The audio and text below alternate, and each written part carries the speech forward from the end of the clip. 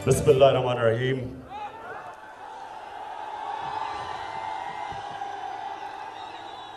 इय्याका नअबुदु व इय्याका नस्तईन।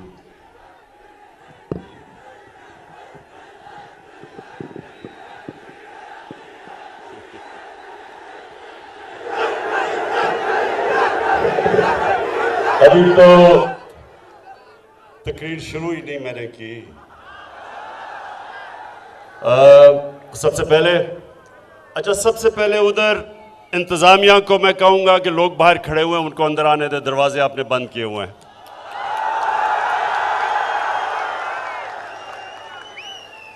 लोगों को अंदर आने दे। जुनैद अकबर, आपको 25 साल तहरीक इंसाफ में जिस तरह आपने मेहनत की और नजरियाती जदोजहद की, मैं आज आपको खराज तहसीन पेश करता हूं।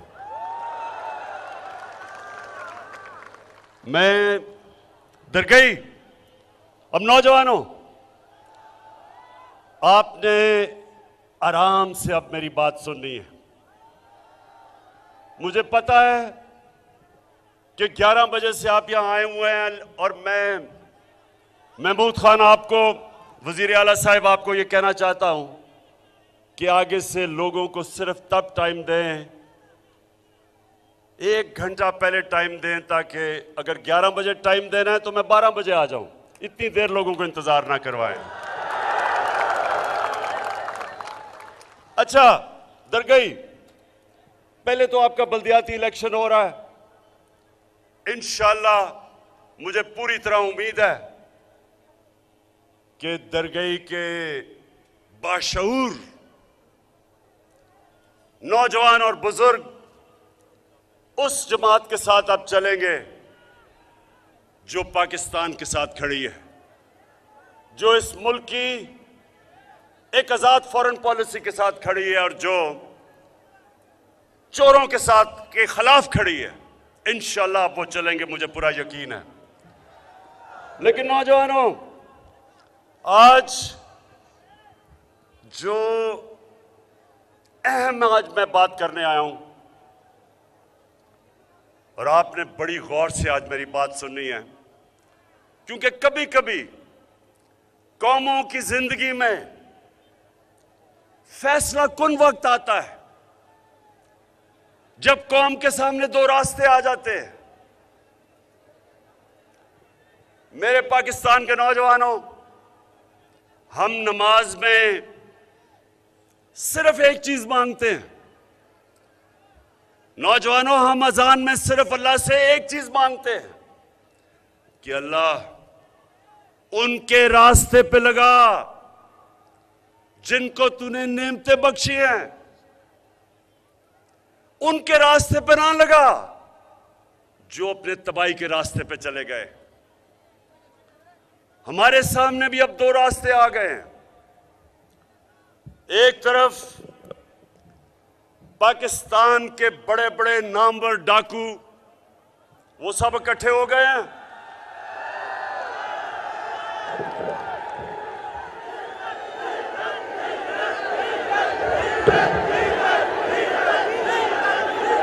और दूसरी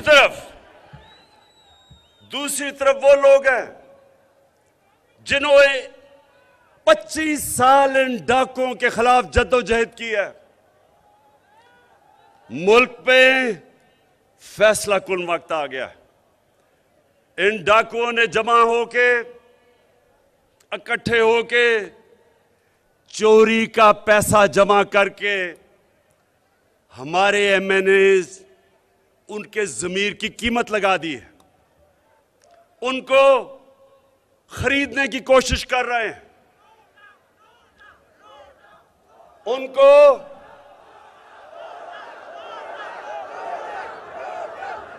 मेरे दरगई के नौजवानों, 1 मिनट सुन ले मेरी बात।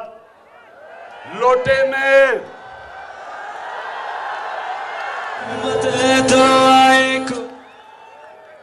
एक लोटे में,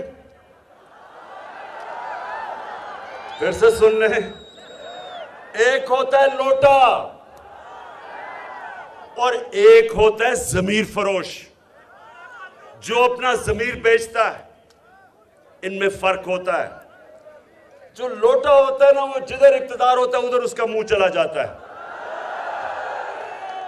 लेकिन जो जमीर फरोश होता है वो पैसे लेके अपना सौदा करता है, अपने मुल्क का सौदा करता है, अपनी जमहूरियत का सौदा करता है, अपने दीन का सौदा करता है।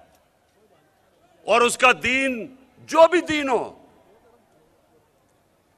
चाहे वो क्रिश्चियन हो, चाहे वो हिंदू हो, कोई भी अल्लाह का दीन आपको इजाजत नहीं देता अपने जमीर को बेचने के लिए। सो ये जो हो रहे हैं इस वक्त, ये लोटे नहीं हो रहे, ये अपने जमीर के सौदे कर रहे हैं सारी कौम के सामने। हमारे मुल्क की अदलिया भी देख रही है, हमारे मुल्क की इलेक्शन कमीशन भी देख रही है, और जो हमारे मुल्क का नौजवान है वो भी देख रहा है। आजकल दरगाह के नौजवानों, आजकल सोशल मीडिया का जमाना है। आजकल बच्चों के अंदर वो शऊर है जो हमारे बड़े बड़े बुजुर्गों में नहीं होता था। आपके मोबाइल फोन के ऊपर वो चीजें अब आपको, वो नॉलेज, वो इंफॉर्मेशन जो आज आपको मिलता है, वो इंसानी तारीख में कभी बच्चों को भी नहीं मिलता था। तो आज सारी कौम के सामने ये सौदा हो रहा है, जमीरों का सौदा हो रहा है, और इसको जमहूरियत का नाम दिया जा रहा है। दरगाह के मेरे नौजवानों और जो भी पाकिस्तान में मेरा यूथ जो इस मुल्क का मुस्तकबिल है वो देख रहा है, मैंने अपनी जिंदगी की 20-25 गर्मियां बरतानिया में गुजारी। जब मैं क्रिकेट खेलता था, पढ़ता था, हमने बरतानिया से ये निजाम लिया है जमहूरियत का। मैंने नौजवानों अपनी सारी 20-25 साल में कभी सुना ही नहीं कि वहां का कोई मेंबर पार्लियामेंट अपने जमीर का सौदा करे। वो मुसलमान नहीं है, लेकिन उनकी अखलाकी कदरें, उनकी मोरालिटी, उनकी अखलाकियात वो इतनी ऊपर है उनके सियासी लोगों में कि कोई तसव्वुर भी नहीं कर सकता अपने आप को बेचने के लिए। कोई तसव्वुर भी नहीं कर सकता कि अपने मुल्क को बेचे, अपनी जमहूरियत को बेचे, क्योंकि वहां उनको पता है कि कोई जगह नहीं मिलेगी माशरे में उनको, उनकी सियासत खत्म हो जाएगी। तो आज मैं सारी अपनी कौम को कहता हूं कि ये वो टाइम आ गया है कि आप फैसला करें, आप किधर खड़े हैं। कुरान की आयत है, दरगाह के नौजवानों, अल्लाह ने कुरान में हमें कहा है अमर बिन मारूफ व नही अनिल मुनकर। क्या मतलब है इसका? क्या मतलब है? मतलब नहीं तो अभी आपको सबको मतलब पता चल जाएगा। इसका मतलब है कि अल्लाह ने हमें हुक्म दिया है कि अच्छाई के साथ खड़े हो और बुराई के खिलाफ खड़े हो। अल्लाह ने हमें ये नहीं कहा कि तुम न्यूट्रल रह जाओ, ना इधर ना उधर। अल्लाह ने हुक्म दिया है अगर आपने अपने माशरे को बचाना है और ऊपर अजीम मुल्क बनाना है तो आपने बदी के खिलाफ खड़े होना है, जहाद लड़नी है। जब खुलेआम सिंध हाउस के अंदर बंद करके एमएनएस को सिंध की पुलिस लाके पहरा दे और बोरियां पैसे की आए और जमहूरियत का जनाजा निकाला जाए तो सारी कौम के ऊपर लाजिम हो जाता है कि वो खड़े हों सच और हक और अच्छाई के साथ, और इस किस्म की सौदाबाजी के खिलाफ अपनी आवाज बुलंद करें। यह अल्लाह का हुक्म है, ये कुरान की आयत है। और जो मुल्कों की मैं नाम ले रहा हूं, जो मुसलमान भी नहीं, नौजवानों, उन मुल्कों के अंदर उनकी अक्सरियत अच्छाई के साथ खड़ी होती है। किसी की जुर्रत नहीं है किसी सियासतदान की कि वो अपने ज़मीर का सौदा करे। तो मैं सबसे पहले, अब नौजवानों आप ये मेरी ज़रा बात सुननी है, मैं आज सबसे पहले नून लीग के लोगों से बात कर रहा हूं। नून लीग वालों, तुमने तो आसिफ जरदारी को 2 दफा जेल में डाला है चोरी पे। तुमने तो अपने दौर पे उसके ऊपर करप्शन के अरबों रुपए के जाली अकाउंट्स, फेक अकाउंट्स के केस बनाए हैं। और पीपल्स पार्टी वालों, आपने तो सारे नवाज शरीफ के ऊपर केस बनाए हुए हैं चोरी के। हुदैबा पेपर मिल का केस तो आपने बनाया उसके ऊपर।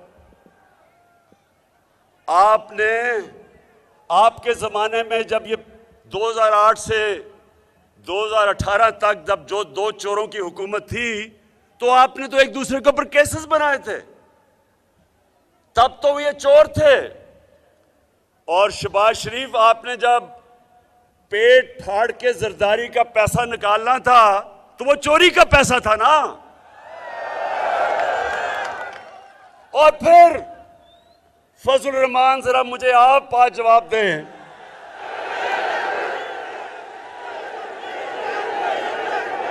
कि फजल रहमान, आपको डीजल का खिताब तो नून लीग ने दिया था। उनके एक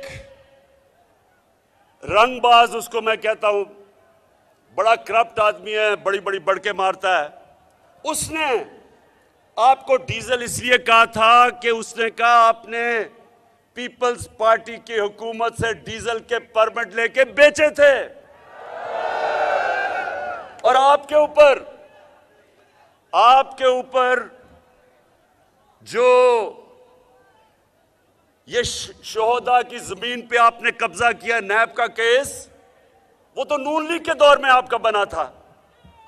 तो सवाल दरगई के नौजवानों, आज अब मैं सबको गवाह बना के इनसे सवाल पूछता हूं कि क्या, सुने जरा ये सवाल, और पाकिस्तान की कौम जो देख रही है, कि क्या चोरी सिर्फ इसलिए बुरी है जब आपका मुखालिफ करता है, लेकिन जब वो आपके साथ मिल जाता है तो चोरी बुरी चीज नहीं है?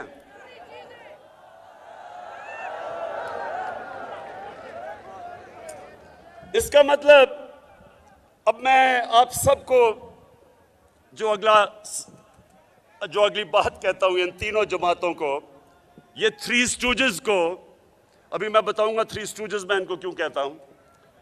मैं इनको ये, अगला मेरा सवाल है कि देखें, माँ बाप का जो दर्जा है वो हमारे दीन में, इस्लाम में बड़ा मुकद्दस है। नौजवानों, हमारा दीन कहता है माँ बाप की इज्जत करो। ये क्यों कहता है? इसके पीछे फलसफा है। वो क्या फलसफा है? फलसफा ये है कि जितने भी आपके माँ बाप गुनाहगार हों, लेकिन वो हमेशा ये चाहते हैं कि मेरे बच्चे वो गलत काम ना किए जो मैंने किए हैं। माँ बाप का प्यार बेलौस होता है। माँ बाप हमेशा चाहते हैं कि जो भी मैंने जिंदगी में गलतियां की वो मेरे बच्चे ना करें, इसलिए मुकद्दस है। तो नौजवानों, मैं अब इन तीनों जमातों के माँ बाप से पूछ रहा हूं जो इन पार्टियों में हैं, मुझे बताएं, जब आपके बच्चे आपसे पूछेंगे कि जनाब आप तो कहते थे कि जरदारी चोर है, तो वो कहता था शहबाज शरीफ और नवाज शरीफ चोर हैं, और फजल रहमान को डीजल कहते थे, आप क्या जवाब देते हैं अपने बच्चों को? आपको मैं सबको आज ये कहना चाहता हूं कि इन लोगों को शर्म आनी चाहिए। ये इस मुल्क से वो करने जा रहे हैं। नौजवानों सुनो मेरी बात, ये मुल्क से वो करने जा रहे हैं जो दुश्मन भी नहीं करता। एक मुल्क के ऊपर आप बमबारी करें, दहशतगर्दी की जंग लड़ें, जंग भी हार जाएं, वो माशरा फिर भी खड़ा हो जाता है। जापान के ऊपर 2 एटम बम गिरे थे दूसरी जंग अजीम में, वो फिर खड़ा हो गया। माशरे कभी भी जंग हारने से खत्म नहीं हुआ आज तक, लेकिन माशरे को अगर आपने तबाह करना है, उसकी अखलाकियात तबाह कर दो, उनको अच्छे बुरे की तमीज खत्म कर दो। इसलिए ये आयत है अमर बिल मारूफ, इसलिए अल्लाह ने हमें हुक्म किया है कि अच्छाई के साथ खड़ी हो और सब बुराई के खिलाफ जिहाद करो। आपकी बेहतरी के लिए, माशरे की बेहतरी के लिए, माशरे को जिंदा रखने के लिए। ये जो लोगों के चोर, लोगों के चोरी के पैसे से जमीर के सौदे कर रहे हैं, ये हमारे माशरे में, मैं फिर से कहता हूं, ये वो करने जा रहे हैं इस मुल्क के साथ जो कोई दुश्मन भी नहीं कर सकता। इस मुल्क की इखलाकियात तबाह करने जा रहे हैं कि वो लोग जो पब्लिक के नुमाइंदे हैं, एमएनए जो होता है वो पब्लिक से वोट लेके आता है, पब्लिक रिप्रेजेंटेटिव कहता है, पब्लिक के मफादात की हिफाजत करने आता है। तो जब वो जाके अपने ज़मीर को बेचता है तो वो तो उसके बाद आप कैसे रोकेंगे किसी को चोरी करने से? वो कहेंगे जी लीडर तो सारे चोरी कर रहे हैं और हमें कह रहे हैं सीधे रास्ते पे चलो। कौम की जब अखलाकियात खत्म होती है, कौम मेहनत करना छोड़ देती है। क्यों कोई मेहनत करे जब चोरी में पैसा है?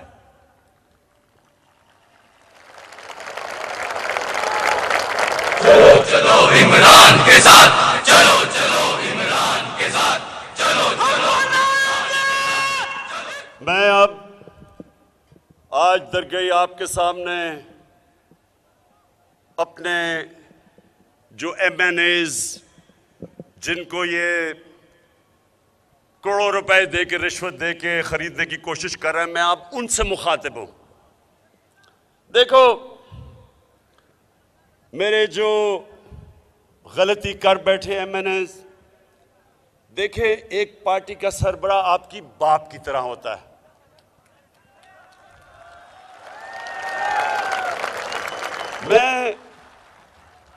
मैं आपकी भलाई के लिए अब बातें कर रहा हूं। मेरी बड़ी गौर से बात सुनो। देखें, ये वो दिन चले गए छांगा मांगा के, जब इन्होंने भेड़ बकरियों की तरह एमपीज नून लीग ने छांगा मांगा रेस्ट हाउस में और पीपल्स पार्टी ने मरी। वो दिन चले गए हैं। तब तो आप दोनों करप्ट थे, तो लोगों, तब तो आपने अभी करप्शन में इतना नाम नहीं कमाया था, तो लोगों ने तो यह समझा कि इक्तदार की वजह की जंग चल रही है। ये पाकिस्तान वो पाकिस्तान है जिसमें लोगों में शऊर आ चुका है। सोशल मीडिया का जमाना, मैं फिर से बता रहा हूं, आपके बच्चे बच्चे को आपके नाम पता चल गए हैं। आपको सबको पता चल गया है कि आपने अगर पार्टी को छोड़ा तो सिर्फ और सिर्फ आप पैसे लेके छोड़ेंगे। आप जितना मर्जी कहेंगे जी मेरी ज़मीर जाग गया है और मैंने फैसला किया इन चोरों के साथ मिलने का, लोग आपकी बात नहीं मानेंगे। आप जितना भी कहेंगे जी इमरान खान बड़ा बुरा आदमी है, होगा बड़ा बुरा, लेकिन लोग आपकी बात नहीं मानेंगे। लोग सब समझेंगे कि अब आपने अपने आप को बेचा है। दरगई के लोगों, नौजवानों, आप मुझे यह बताएं, हाथ खड़ा करके, अभी नहीं मैं बताऊंगा। आप मुझे यह बताएं कि क्या आप ये सब समझते हैं कि इन्होंने, अगर हमारा कोई भी आदमी इनके लिए वोट डालेगा, ये सिर्फ और सिर्फ इनसे पैसे लेके अपना जमीर बेच के वोट डालेगा। अगर आप समझते हैं तो हाथ खड़ा कर दें। ये जरा एक मिनट फिर से हाथ, जरा कैमरा दिखाना कि ये लोग, ये सारा पाकिस्तान यही समझेगा। सारे पाकिस्तान में मेरे एमएनएज, मेरी सुन लें मेरी बात आज, सारे पाकिस्तान ये समझता है, आप जो मर्जी उनको कह लें, सारा पाकिस्तान ये समझेगा कि आपने अपना ज़मीर बेचा है। और ये जो सोशल मीडिया है, हमेशा के लिए आपके नाम के साथ लग जाएगा कि आप ज़मीर फरोश हैं।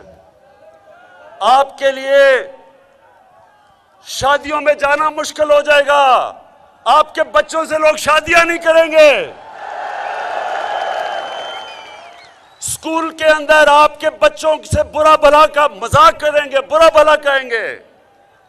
आप हमेशा के लिए आप अपना मुस्तकबिल ये पैसे लेके तबाह कर देंगे। आपकी जिंदगी में जिल्लत होगी। लोग बाशऊर हैं। आप ये छांगा मांगा के दिन चले गए हैं। लोगों ने आपको माफ नहीं करना, क्योंकि लोग ये जो थ्री स्टूजेस हैं इनकी शक्लें जानते हैं 35 सालों से। ये 35 सालों से चोरी कर रहे हैं। इन तीनों के ऊपर नैब के अंदर अरबों रुपए के करप्शन के केसेस हैं। आप जो मर्जी कर दे, उल्टा लटक जाए, लोगों ने कहना है कि ये अपने जमीर बेच के गए हैं वहां। क्यों? मुझे बताएं कि आप क्या समझते हैं। आप बताएं, हाथ खड़े करके बताएं कि आप क्या समझते हैं। सारी कौम आज ये समझती है, सारी कौम के ऊपर से पर्दा उठ चुका है। किसी को आप पागल नहीं बना सकते।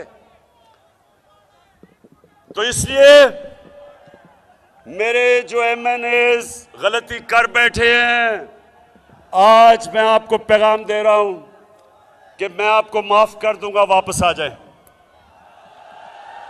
साफ चली शफाफ चली, तहरीके इंसाफ चली, एक दूजे का थामो। हम सबसे गलतियां हो जाती हैं। अल्लाह रहमान और रहीम है, माफ करने वाला है। मैं क्या चीज हूं? मैं तो जिस तरह का बाप की तरह हूं। बाप अपने बच्चों की गलतियां माफ कर देता है। लेकिन फिर से आखिरी में बात कहूंगा, खुदा के वास्ते, अपने बच्चों के मुस्तकबिल के वास्ते ये गलती ना करना, ये गलती ना करना। मुझे लोगों ने कहा कि इमरान खान, ये सुने, मुझे लोगों ने कहा, उन्होंने ये कहा कि देखें, वो तो उनके पास सिंध की हुकूमत है, वो तो सिंध की हुकूमत का पैसा इस्तेमाल कर रहे हैं, तो आपके पास तो पंजाब, पख्तूनख्वा, आज़ाद कश्मीर और गिलगित बल्तिस्तान है। आपके पास तो बहुत ज़्यादा पैसा है, आप इनको खरीद के वापस ले आए। मैंने अपने लोगों को कहा जिन्होंने मुझे ये तजवीज़ दी, मैंने कहा सबसे पहले मैं अल्लाह को जवाब दूं, मुझे अपनी आखिरत की फिक्र है।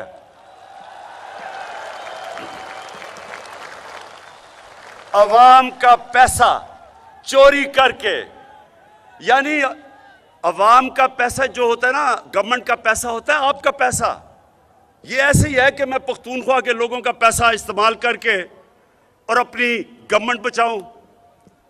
अगर मैंने लोगों का पैसा चोरी करके अपनी गवर्नमेंट बचानी है, इससे बेहतर है कि मेरी गवर्नमेंट चली जाए।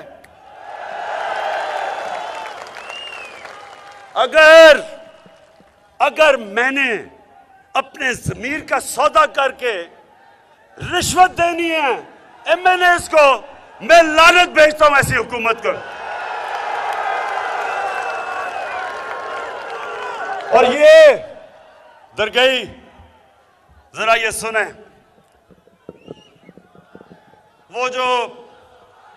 वो कौन है? अच्छा, ये मुझे बताए, वो कौन है जो सूट पहन के टाई लगा के वो बड़ी बड़ी टोपी पहन के फिरता है पाकिस्तान में, वो कौन है?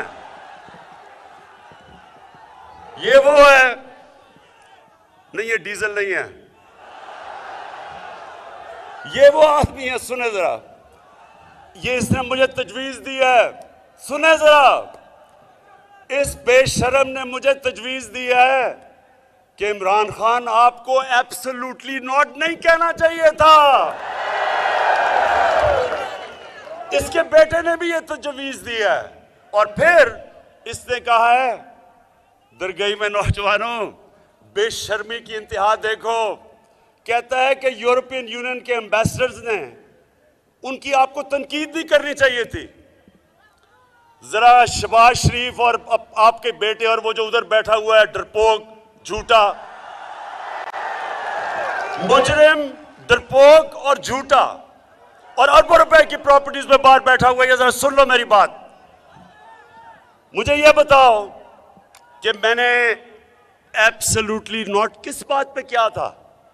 उन्होंने मेरे से पूछा था कि क्या पाकिस्तान अमेरिका को बेस देगा अफगानिस्तान के अंदर, अगर इंतशार हो तो यहां से बेस इस्तेमाल करे अफगानिस्तान के खिलाफ। ये उसने मेरे से पूछा था। मैं आप सबको, नौजवानों, मैं आपको बताना चाहता हूं, मैं जब 25 साल पहले पॉलिटिक्स में आया था तो मेरी पार्टी का नस्बुलैन था, इया का नाबुदु व इया का नस्ताईन। अल्लाह तेरी इबादत करता हूं, तेरे से मदद मांगता हूं। मैंने जब से पहले दिन से मैंने क्या कहा था कि ना मैं कभी किसी के सामने झुकाऊं, ना अपनी कौम को किसी के सामने झुकने दूंगा। जो हमने अमेरिका की जंग में शिरकत की, जो नौजवानों पाकिस्तान ने अमेरिका की जंग में शिरकत की, 80,000 हमारे लोगों की जानें गई, हमारा कबायली इलाका तबाह हो गया, 35 लाख लोगों ने नकल मकानी की वहां से जब हमने उनकी जंग में शिरकत की। 100 अरब डॉलर से ज्यादा मुल्क को नुकसान हुआ। तो मैं छोटे मियां शोबाज आपसे मैं सवाल पूछता हूं कि क्या मिला उससे हमें? जो आपका ये कहने का मतलब कि फिर से हम उनकी जंग में शामिल हो जाएं, मैं वाज़ेह करता हूं, मैंने अमेरिका को बार बार कहा, अमन में हम आपके साथ हैं, जंग में आपके साथ नहीं है। तो मुझे जो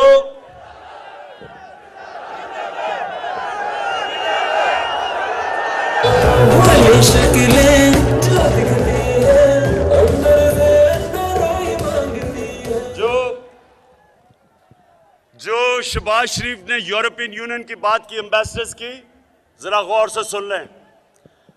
यूरोपियन यूनियन के एम्बेसडर्स ने प्रोटोकॉल तोड़ते हुए, किसी एम्बेसडर को यह हक नहीं पहुंचता कि मुल्क की फॉरेन पॉलिसी पे पब्लिक में बात करे, किसी को नहीं पहुंचता। उन एम्बेसडर्स ने प्रोटोकॉल के खिलाफ पाकिस्तान को कहा कि आप रूस के खिलाफ बयान दें। मैंने उनसे सही पूछा कि क्या आप हिंदुस्तान को यह कहेंगे? इनकी जान जाती है हिंदुस्तान को कहते हुए, और हमको इनके गुलाम है कि हमें कहें जनाब आप उनके खिलाफ स्टेटमेंट दें। इन्होंने प्रोटोकॉल के खिलाफ बात की तो शहबाज शरीफ और उसका बेटा कहता, दरगई कहता कि इमरान खान ने बड़ी गलत काम किया कि उसने गोरों के सामने ये बात कह दी। शहबाज शरीफ, आपकी जो सबसे बड़ी खासियत वो पता क्या है? क्या है इसकी? ये बूट पॉलिश बड़े अच्छी तरह करता है। ये जब भी कोई बूट देखता है पॉलिश करना शुरू कर देता है, और ये जब कोई गोरा देखता है सूट पहन के अंग्रेजी बोलता हुआ, फटाफट उसके भी जूते पॉलिश करने शुरू कर देता है। तो शहबाज शरीफ, मैं एक आजाद इंसान हूं। मैंने जब ला इलाहा इल्लल्लाह मोहम्मद रसूलुल्लाह पढ़ा था तो मैंने दावा किया था कि अल्लाह तेरे सिवा कोई खुदा के साथ कोई खुदा नहीं है, किसी के सामने नहीं झुकूंगा। इसका यह मतलब नहीं कि हम किसी से जंग लड़ रहे हैं। हम एक आजाद मुल्क चाहते हैं। मेरे मुल्क की फॉरेन पॉलिसी मेरे लोगों की बेहतरी में हो। साथ वाला हमारा मुल्क है हिंदुस्तान। मैं आज हिंदुस्तान को दाद देता हूं, इन्होंने हमेशा आजाद फॉरेन पॉलिसी रखी। आज हिंदुस्तान उनके साथ मिला हुआ है, उनका अलायंस है।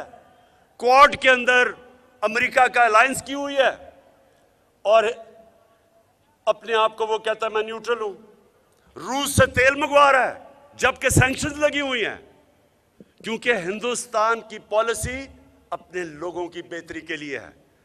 इन दोनों के दौर में, इन डाकुओं जब 10 साल ये इक्तिदार में थे तो इनकी पॉलिसी हमारे लिए नहीं थी। 400 ड्रोन अटैक हुए पाकिस्तान पे, हमारे औरतें बच्चे मारे गए, हमारे बेकसूर लोग मारे गए। एक दफा इन्होंने मजम्मत नहीं की, मुनाफिकत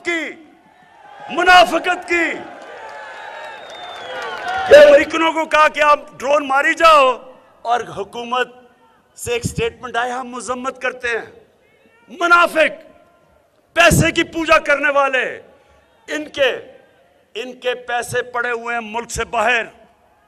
इनकी बड़ी बड़ी अरबों रुपए की जायदादें पड़ी हुई हैं मुल्क से बाहर। ये कभी अपनी कौम के लिए नहीं खड़े होंगे, क्योंकि ये पैसे की बुत की पूजा करने वाले लोग हैं। इसलिए कभी पाकिस्तान इनके नीचे आजाद नहीं होगा। इसलिए ये यूरोपियन यूनियन, जबकि उन्होंने प्रोटोकॉल के खिलाफ किया, फिर भी उनकी हिमायत कर रहे हैं। जब पाकिस्तान ने 80,000 लोगों की कुर्बानी दी, फिर भी कह रहे हैं कि एब्सोल्युटली नॉट, गलत था। तो मैं अपने पाकिस्तानियों, मैं अब आपको सिर्फ बताना चाहता हूं कि इस मुल्क ने आगे कैसे बढ़ना है। इस मुल्क ने आगे कभी भी दूसरी सुपर पावर्स के सामने झुक के अपनी गैरत खत्म करके गुलाम बन के ये आगे नहीं बढ़ेगा। ये आगे तब बढ़ेगा जब हम अपने पांव पे खड़े होंगे। और मैं आज आपको बताना चाहता हूं कि ये 3.5 साल में जो हमने किया है, सिर्फ और सिर्फ कोशिश हुई है कि पाकिस्तान अपने पैर पे खड़ा हो। और मैं आपको बताऊंगा क्या क्या किया। लेकिन सबसे पहले,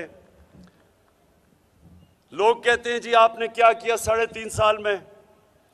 आज दरगई के नौजवानों और बुजुर्गों, ये गवाही देना जो मैं आपको बताने लगा हूं कि कभी पाकिस्तान की तारीख में 3.5 साल में किसी हुकूमत ने वो काम नहीं किए जो हमने किए हैं। मैं चैलेंज करता हूं आज, और मैं अभी आपको गिनाता हूं कि हमने किया क्या। लेकिन सबसे पहले मैं अल्लाह का खास शुक्रगुजार हूं कि उसने मेरे नबी सल्लल्लाहु अलैहि वसल्लम के सामने और मेरे अल्लाह के सामने मुझे सुरखरू किया। क्योंकि मैं 3 साल से जद्दोजहद कर रहा था कि मेरे नबी सल्लल्लाहु अलैहि वसल्लम की जो बेहुर्मी होती थी, बेहुर्मती, उनकी शान में जो गुस्ताखी होती थी, उनके ऊपर जो कार्टून बनाए जाते थे, जो खाके बनाए जाते थे, पाकिस्तान में हम तोड़ फोड़ अपनी करते थे, पुलिस उनको नुकसान पहुंचाते थे। बेचारे कई पुलिस वाले शहीद हुए, कई जख्मी हुए, लेकिन कोई फर्क नहीं पड़ता था। मैं बार बार इनको कहता गया कि मैं आपकी ये जंग लड़ूंगा और इंशाल्लाह जीत के दिखाऊंगा। और मेरी टीम, मेरे फॉरेन ऑफिस, मेरी टीम, हमने हर फोरम पे यूनाइटेड नेशंस में जाके मैंने तकरीर की। पहली दफा जब भी मैंने यूएन में तकरीर की, मैंने बात की जो इस्लामोफोबिया, यानी जो इस्लाम के खिलाफ जो नफरतें हैं, और वो जाहिर कैसे होती हैं, हमारे नबी सल्लल्लाहु अलैहि वसल्लम की शान में गुस्ताखी करते थे, फिर इस्लाम और दहशतगर्दी को एक ही कर देते थे। तो मैंने हर फोरम पे मैंने अपनी आवाज़ बुलंद की। और मैं इसलिए अपने अल्लाह का शुक्र अदा करता हूँ कि मैं अपने नबी और अपने अल्लाह के सामने सुरखरू हुआ कि पहली दफा यूनाइटेड नेशंस ने रेजोल्यूशन पास की कि 15 मार्च हर साल दुनिया में यूनाइटेड नेशंस में इस्लामोफोबिक के खिलाफ दिन बनाया जाएगा।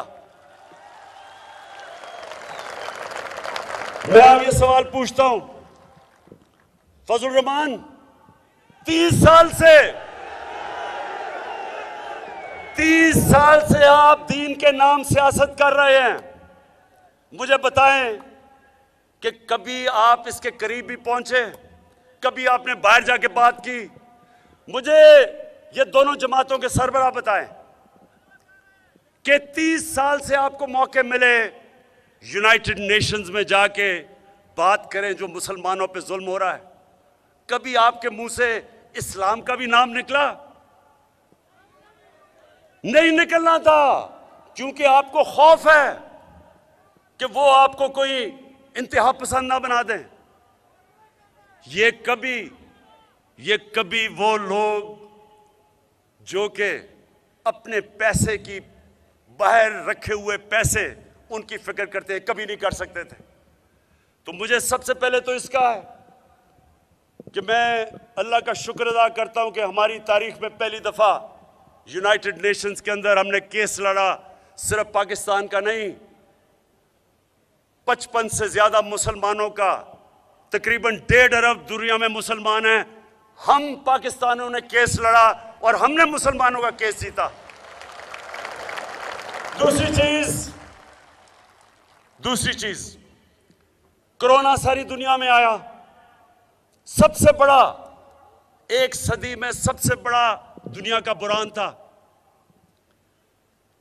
मेरे पाकिस्तानियों, आज दुनिया मानती है कि जिस तरह पाकिस्तान ने अपने लोगों को और अपनी माइशत को जिस तरह हमने कोरोना से बचाया, दुनिया अब हमारी मिसाल देती है।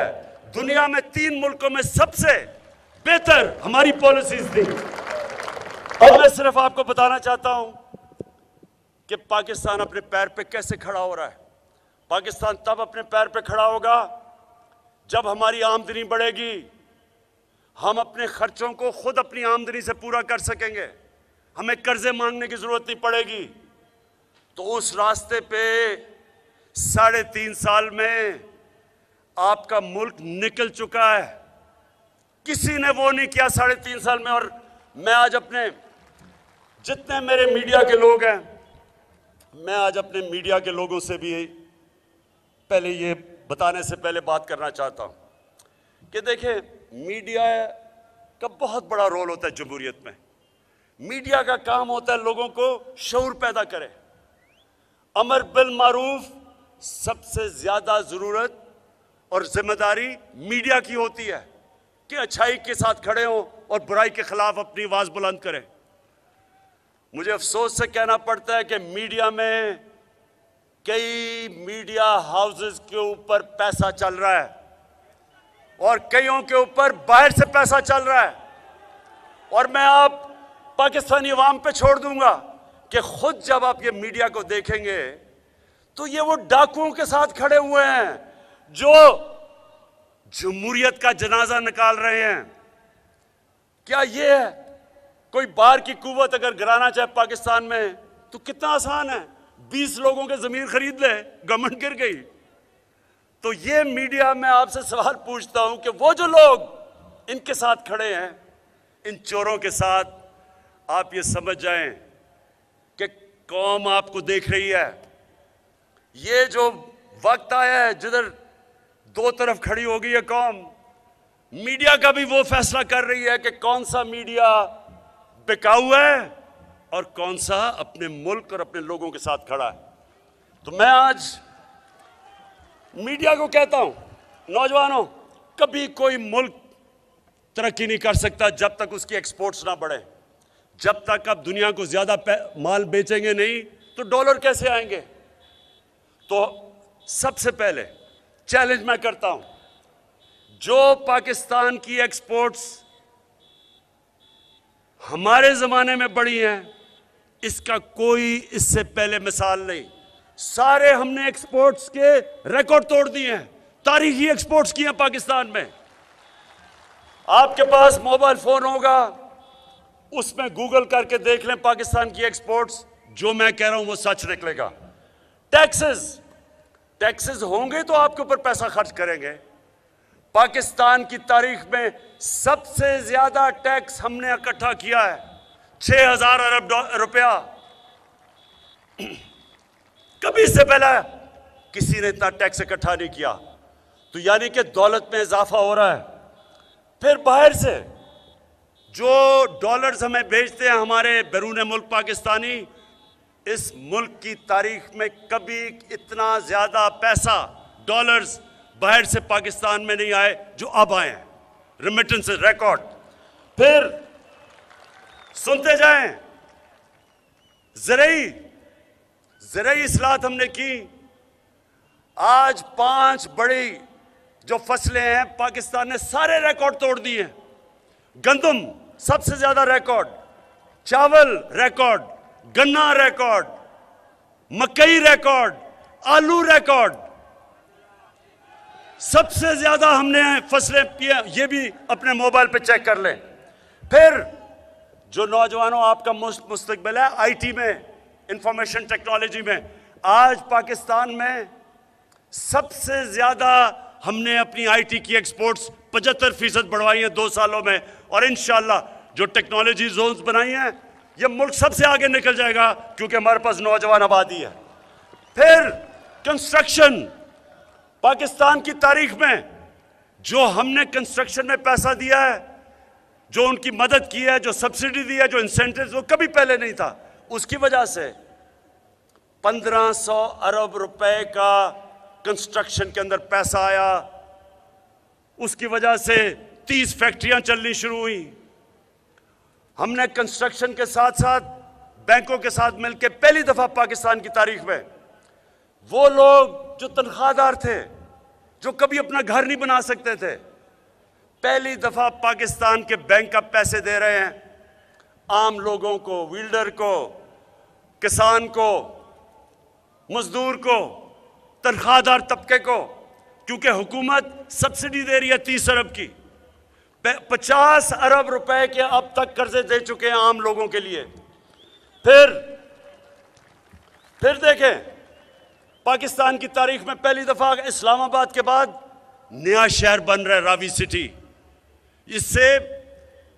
इससे हमारा एक तो लाहौर बचेगा, दरिया रावी बचेगा, लाहौर में पानी ऊपर आएगा क्योंकि ब्राजेस बनेंगे, सीवरेज ट्रीटमेंट प्लांट बनाएंगे, एक नया मॉडर्न शहर बना रहे हैं लाहौर को बचाने के लिए।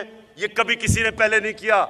सेंट्रल बिजनेस डिस्ट्रिक्ट एक लाहौर में हमने शुरू किया है। वॉल्टन एयरपोर्ट जो बिल्कुल जिसको कहते हैं डेड कैपिटल था, आज वहां एक नया बिजनेस डिस्ट्रिक्ट बन रही है दुबई की तर्ज पे, जिससे नौकरियां बनेंगी और लाहौर मॉडर्न लाहौर बनने जा रहा है।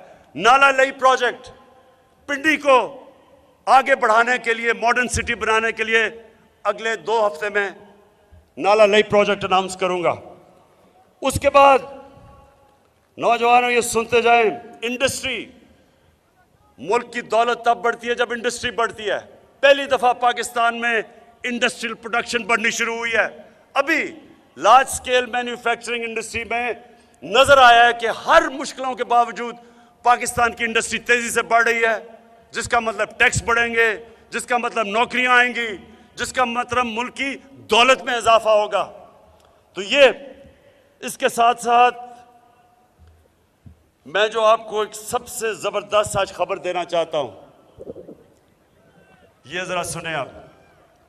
खबर ये है कि 11 सालों से पाकिस्तान के ऊपर एक जुर्माना हुआ था। रेकोडिक एक ऐसी चीज थी कि उसमें पाकिस्तान ने जो हमारा इख्तिलाफ हुए, इंटरनेशनली पाकिस्तान के ऊपर 6 अरब डॉलर का जुर्माना हुआ और इंटरेस्ट लग गया। अगर हम आज में आने से पहले साइन करके आए उनके साथ मुआहदा, अगर मैं ये ना करता तो सुन लें जरा आप, 2000 अरब रुपए का इस मुल्क को हर्जाना देना पड़ना था। 2000 अरब। सोचे पख्तूनख्वा का जो सारा डेवलपमेंट एक्सपेंडिचर कितना है महमूद खान? 200 अरब सारा आपका साल का डेवलपमेंट एक्सपेंडिचर है। 2000 अरब का पाकिस्तान के ऊपर हर्जाना था, हमारा दिवालिया निकल जाना था। 3 साल हमने उनसे बातचीत की और मुझे बड़े फख्र से कहना पड़ता है, आपको अच्छी खबर दे रहा हूं कि आज हमने मुआहिदा किया। इससे क्या होगा? पहले तो 2000 अरब रुपए की तलवार चली गई। दूसरा, वो अब आके पाकिस्तान में 9 अरब डॉलर की इन्वेस्टमेंट करने आ रहे हैं, जो इस मुल्क की तारीख की सबसे बड़ी इन्वेस्टमेंट है।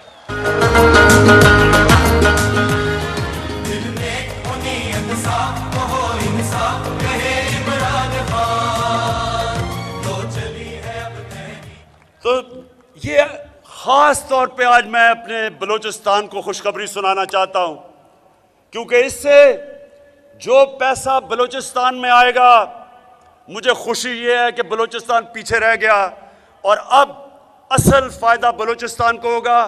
पाकिस्तान को ये फायदा होगा कि हमें डॉलर्स आएंगे, और जो हमें हमेशा IMF के पास जाना पड़ता है क्योंकि डॉलर्स कम हो जाते हैं, इंशाल्लाह अपने पैर पे खड़े होने के लिए ये बहुत बड़ा कदम आज लिया गया है। उसके बाद इनकी करप्शन की वजह से एक रेंटल पावर का 200 अरब रुपए का हमारे ऊपर हर्जाना हो गया था। अदालत ने फैसला कर दिया था कि पाकिस्तान 200 अरब रुपया दे। मैंने तुर्की के सदर अर्दोगान से बात की। वो तुर्की की कंपनी थी। सदर अर्दोगान से बात की और हमने बैठ के 200 अरब रुपए का जो अदालत ने हमारे ऊपर फैसला कर दिया था, 200 अरब रुपए माफ करवाए, मुल्क को बचाए। फिर सुने मेरे नौजवानों, सुनते जाएं। अब लोग कहते हैं जी क्या कुछ नहीं इन्होंने, मैं तो भी थोड़ी सी आपको चीजें कर रहा हूं क्योंकि आप बड़ी देर के खड़े हुए हैं। 2 हमने कॉन्ट्रैक्ट रीनेगोशिएट किए, एक IPPs के साथ और दूसरा कतर के साथ। 10 सालों में हमने अपने मुल्क का 700 अरब रुपया बचाया है। 70 अरब रुपया हर साल का। ये सोचे कि वो अब आपके ऊपर लगेगा बजाय कि वो इन कॉन्ट्रैक्ट्स में जाता। और मैं आज आपके सामने, ये मुराद सईद बैठा है, मैं इसको आज आप सबके सामने खराज तहसीन पेश करना चाहता हूं। और मैं ये चाहता हूं कि मेरे जो सहाफ़ी हमारे ज़बरदस्त हैं पाकिस्तान में, ज़रा ये गौर से मेरी बात सुने। फ़र्क क्या होता है कि जब एक हुकूमत, एक ईमानदार हुकूमत आती है और जो करप्ट हुकूमत होती है, फ़र्क क्या उसमें होता है? आप और मैं अपने सहाफ़ियों को भी कहूँगा कि NHA की वेबसाइट पे चले जाए, आपको एक बहुत बड़ा धचका लगेगा कि जो 2013 में NHA ने सड़कों के ऊपर कॉन्ट्रैक्ट दिए थे, जो 2021 में हमारी हुकूमत ने कॉन्ट्रैक्ट दिए हैं। अब सोच लें कि 2013 और 2021 में कितनी महंगाई हुई है, तो हमारा तो बहुत महंगे होने चाहिए थे। आपको हैरत होगी कि जो कॉन्ट्रैक्ट 2021 में तहरीक इंसाफ की हुकूमत में साइन हुए, कितना फर्क था। यानी 1 किलोमीटर के ऊपर पता चला है कि 2021 में 24 करोड़ रुपया फी किलोमीटर कम हुआ है 21 में। और इसका जरा आप सोच लेंगे। देखें नौजवानों, मैंने 25 साल पहले करप्शन के खिलाफ जंग शुरू की थी। वो क्यों की थी? अब ये समझ लें, सिर्फ NHA के अंदर हमने कैलकुलेट किया है, और कोई भी चेक करना चाहता तो रेट्स लगी हुई हैं NHA की वेबसाइट पे, चेक कर ले। इन्होंने सिर्फ 2013 से लेकर 2018 तक सिर्फ सड़कों के ऊपर 1000 अरब रुपया चोरी किया है। 1000 अरब रुपया जो इन्होंने 2013 में सड़कों के रेट दिए थे, वो 2021 में महंगाई के बावजूद हमने कम रेट्स दिए हैं। उसमें अगर फर्क निकालें 1000 अरब रुपए का फर्क है। यह होता है जब एक ईमानदार हुकूमत आती है, अवाम के पैसे बचाती है, अवाम के लिए काम करती है। और उसकी वजह से जितनी इन्होंने 3.5 साल में सड़कें बनाई थी, उससे दुगनी सड़कें हमने बनाई हैं, क्योंकि हमने सस्ती सड़कें बनाई हैं। पैसा हमारे पास बच गया, अवाम का पैसा था, अवाम पे लगा है। और फिर अब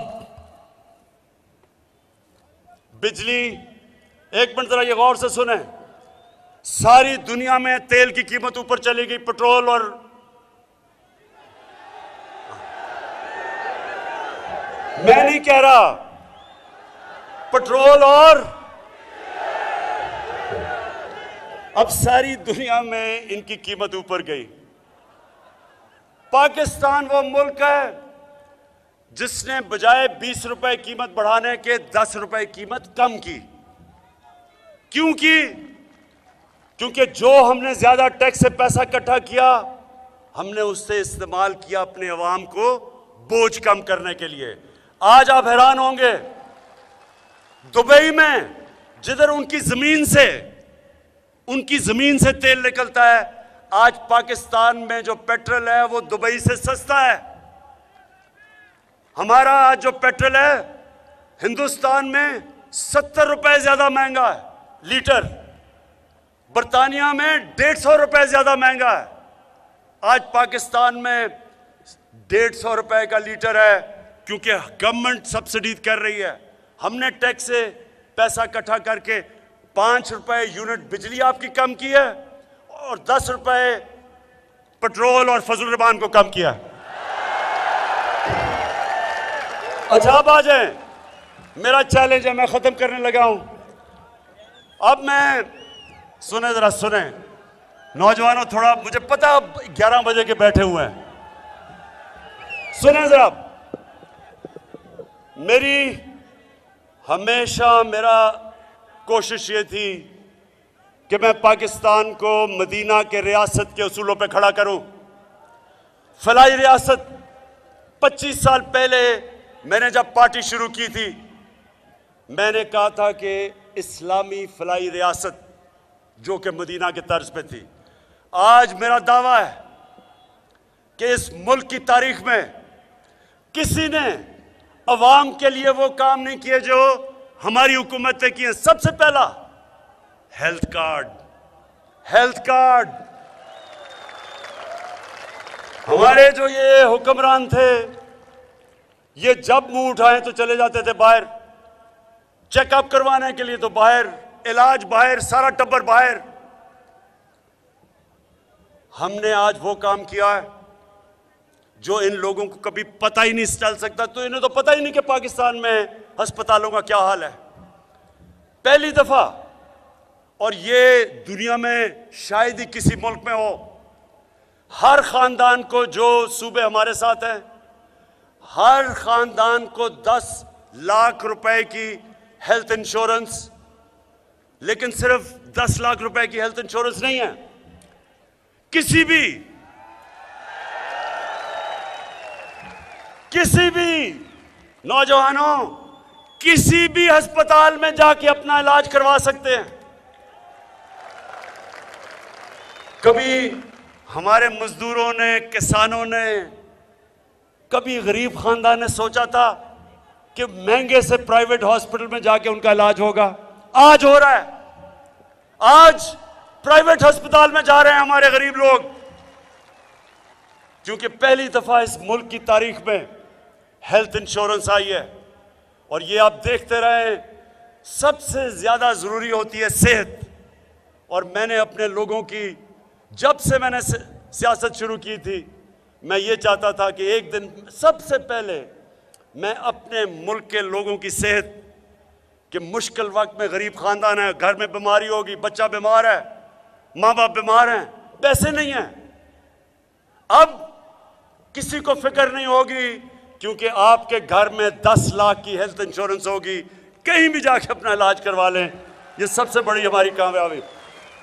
फिर पनाहगाह, अब सुने पनाहगाह, लोग बेचारे मजदूर यहां से जाते थे, बाहर से देहातों से जाते थे दिहाड़ी करने शहरों में, तो सड़कों के ऊपर सोते थे रात को। सर्दियां हैं, ठंड के अंदर बेचारे सड़कों पर लेटे होते थे कि जी वो किराया अगर देंगे तो पैसे नहीं बचेंगे घर में अपनी बीवी बच्चों को भेजने के लिए मजदूरी के। कभी किसी ने नहीं सोचा कि इनके लिए कोई पनाहगाह बनाए, जाके रात मुफ्त ठहर सकें, नहा धो सकें, खाना मिले, ताकि जो भी पैसा कमाए वो अपने बीवी बच्चों को भेजें। इंशाअल्लाह पनाहगाह का मैं एक पूरा नेटवर्क बना रहा हूं सारे पाकिस्तान में। जिधर भी मजदूर जाते हैं उन सारे मजदूरों के लिए हम ठहरने के लिए पनाहगाह शुरू हो गई हैं, बनाते जा रहे हैं, और इंशाअल्लाह हर जगह, ताकि मेहनतकश, सबसे ज्यादा नौजवानों, सबसे ज्यादा अल्लाह प्यार करता है मेहनतकश से, जो सारा दिन मेहनत करता है और कमा के अपने बच्चों का पेट पालता है। इनकी सबसे पहले मैंने मदद करनी है पनाहगाह सारे पाकिस्तान में बना के। फिर कामयाब पाकिस्तान, अब 20 लाख गरीब खानदानों के लिए, पहले तो 20 लाख रुपए सूद के बगैर हम कर्जा दे रहे हैं अपना घर बनाने के लिए। 20 लाख खानदानों, हर खानदान के लिए अपना घर बना सकते हैं। 5 लाख कर्जा मिलेगा, कोई अपनी दुकान खोलें, कोई कारोबार करें किसानों के लिए। हर जब 20 लाख खानदान, उधर उन्हीं लोगों के लिए टेक्निकल एजुकेशन एक फर्द को देंगे। हमारी कोशिश है कि नीचे से लोगों को उठाएं, जो सबसे दुनिया की रेस में पीछे रह गए हैं। पहली दफा इस मुल्क की तारीख में हम उन लोगों को ऊपर उठाने लगे हैं। और हमारा एहसास का प्रोग्राम है, महंगाई का दौर है, आलमी तौर पे महंगाई आई हुई है। उस महंगाई के दौर में हमारे एहसास का प्रोग्राम है कि 2 करोड़ खानदान को, इसका मतलब पाकिस्तान में 10 करोड़ लोगों को, हम हर खानदान को 30% रियायत दिलवाएंगे चीनी, घी और आटे के ऊपर, कि किसी करियाना की स्टोर में जाके 30% आपको कम मिले, ताकि महंगाई का बोझ कम हो। और मैं आखिर में अपने आने वाली नस्लों को बताना चाहता हूं कि पहली दफा है किसी ने पाकिस्तान में अपने आने वाली नस्लों का नहीं सोचा। अब पहली दफा है कि 10-50 साल के बाद 10 बड़ी बड़ी डैम्स बना रहे हैं पाकिस्तान में हम। इससे सस्ती बिजली मिलेगी, पानी के ऊपर बिजली बनेगी, सस्ती बिजली। और दूसरी चीज कि इससे हमारा जो पानी का रिजर्वोयर, पानी के रिजर्व, वो दुगने हो जाएंगे, और ज्यादा जमीन हम काश्त पे लेके आएंगे, और ज्यादा इंशाल्लाह अनाज बताएंगे। ये अपने मुस्तकबिल के लिए पहली डैम ममन डैम इंशाल्लाह 2025 में, 2027 के अंदर दासू डैम, 2028 में इंशाल्लाह बादशाह जो सबसे बड़ी डैम बन रही है। मैं आखिरी 3 चीजें, पहली दफा किसी हुकूमत ने अपनी आने वाली नस्लों के लिए मुल्क में शजरकारी शुरू की, मौसम की तब्दीली को की जंग लड़ने के लिए। दुनिया आज पाकिस्तान को समझती है कि जो क्लाइमेट चेंज में पाकिस्तान ने कदम उठाए हैं, बरतानिया के प्राइम मिनिस्टर ने यूनाइटेड नेशंस में मिसाल दी पाकिस्तान की कि ये वो मुल्क है जो दुनिया में रास्ता दिखा रहा है अपनी आने वाली नस्लों के लिए। और फिर जो मैं आपके लिए, पख्तूनख्वा के लिए लोगों को खास तौर पे कहना चाहता हूं कि टूरिज्म, ये मेरा आपसे वादा है कि पाकिस्तान को मैं दुनिया का टूरिज्म का सेंटर बनाऊंगा। शुरू कर रहा हूं मैं स्कर्दू से। स्कर्दू इंशाल्लाह दुनिया का स्कीइंग कैपिटल बनेगा, इंटरनेशनल एयरपोर्ट बन चुका है। ये वो मुल्क है जिसमें अल्लाह ने इतना कुछ दिया है, लेकिन जो लोग अपनी छुट्टियां सारी लंदन में गुजारे, उनको क्या पता कि पाकिस्तान में अल्लाह ने क्या क्या नेमतें दी हैं। इंशाअल्लाह ये अगर कोरोना ना होता तो अब तक जो मैं सोच रहा हूं कि पाकिस्तान टूरिज्म का दुनिया का सेंटर बन चुका होता। इंशाअल्लाह मेरी ये कोशिश रहेगी कि इस मुल्क को दुनिया का सेंटर बनाऊं। और मेरे आपके लिए, सबके लिए आखिर में सुन रहे हैं, पाकिस्तान की तारीख में पहली दफा एक तालीम का निसाब हम लेके आए हैं 5वीं क्लास तक। इसका क्या मतलब है कि अब तक इंग्लिश मीडियम पैसे वाले बच्चों के लिए, उर्दू मीडियम अवाम के लिए, और फिर दीनी मदरसे वो भी लोगों के लिए, लेकिन अच्छी अच्छी नौकरियां तो इंग्लिश मीडियम बच्चों के लिए थी। हम पहली दफा, ये जो 70 साल पहले होना चाहिए था, पहली दफा इस मुल्क की तारीख में हम एक तालीम का निसाब शुरू कर रहे हैं 5वीं क्लास तक, और फिर इंशाल्लाह इसको ऊपर तक लेके जाएंगे। और मैं अपनी आखिर में तकरीर ख़त्म करते हुए आपको एक बड़ी खुशखबरी देना चाहता हूं।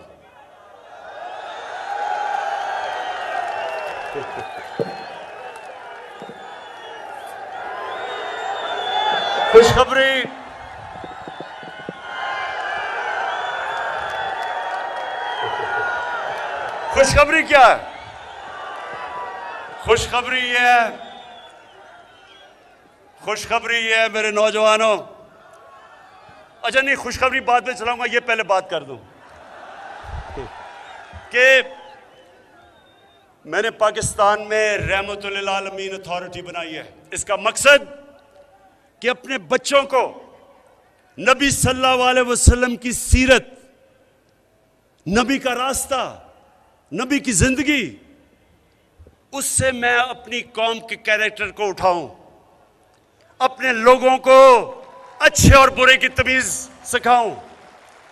नबी सल्लल्लाहु अलैहि वसल्लम की जो सीरत है वो हम अपने स्कूलों से शुरू कर रहे हैं, यूनिवर्सिटीज के अंदर रिसर्च करवा रहे हैं, डिबेट्स करवाएंगे।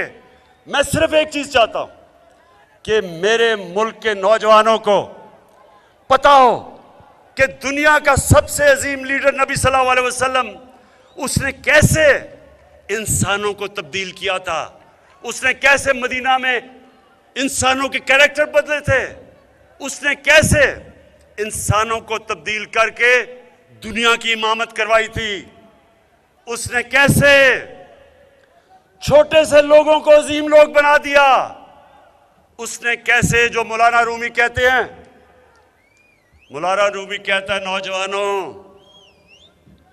कहता है अल्लाह इंसानों को कहता है कि मैंने तो तुम्हें पर दिए थे, तो क्यों चूंटियों की तरह जमीन पे रेंग रहे हो। नबी सल्लल्लाहु अलैहि वसल्लम ने इंसानों को पर दे के अजीम कौम बनाया था। ये मेरा मकसद है। ये 70 साल पहले रहमतुल्लाह आलमीन अथॉरिटी बननी चाहिए थी, जो हमने अब बनाई है, और इंशाल्लाह तरबियत करेंगे अजीम कौम बनाने के लिए। तो जो मैं आपको खुशखबरी ये सुना रहा हूं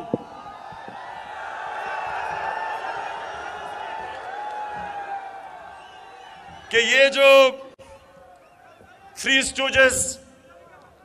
स्टूजेस का मतलब, स्टूज का मतलब होता है गुलाम। ये जो तीनों गुलाम हैं, थ्री स्टूजेस, इन्होंने बड़ी ज्यादा साजिश करके, पैसा इकट्ठा करके, बाहर के लोगों के घुटने दबा दुबू के, पांव पकड़ के, जूते पॉलिश करके, तो कहा कि किसी तरह बस इमरान खान को, ये देखे ना, ये तो आपकी बात नहीं मानेगा, हम आपके गुलाम हैं, हम आपकी खिदमत करेंगे। तो इन्होंने बड़ा जोर लगा के ये साजिश की। तो मैं जब आखिरी वर्ल्ड कप खेलने गया था, नौजवानों, 5 वर्ल्ड कप खेला था, 3 में कप्तान था, लेकिन आखिरी वर्ल्ड कप जाने से पहले, आप अखबार पढ़ निकाल लें, पुराने अखबार, मैंने जाने से पहले कहा था कि ये वर्ल्ड कप मैं जीत के आऊंगा। मेरी वो पुरानी टीम से पूछ लें, आधे वर्ल्ड कप के ऊपर हम बिल्कुल नीचे थे, मेरी टीम घबराई हुई थी कि जी हम वापस जाएंगे, अंडे मारेंगे लोग। मैं उनको तब पूछने कभी टीम से, मैं सारा वक्त उनको कहा कि ये वर्ल्ड कप हम जीत के आएंगे। कामयाबी तो अल्लाह देता है, कामयाबी नौजवानों अल्लाह देता है, लेकिन मेरा दिल कह रहा है थ्री स्टूडेंट्स मेरी आज बात सुन लो, ये तुम मैच बड़ी बुरी तरह हारने लगे हो। जमीन मजबूत बहुत मजबूत तो हम आजाद रहे, इंसाफ जो हो बुनियाद तो मुल्क कौम हमेशा शाद रहे। वो पाक जमीन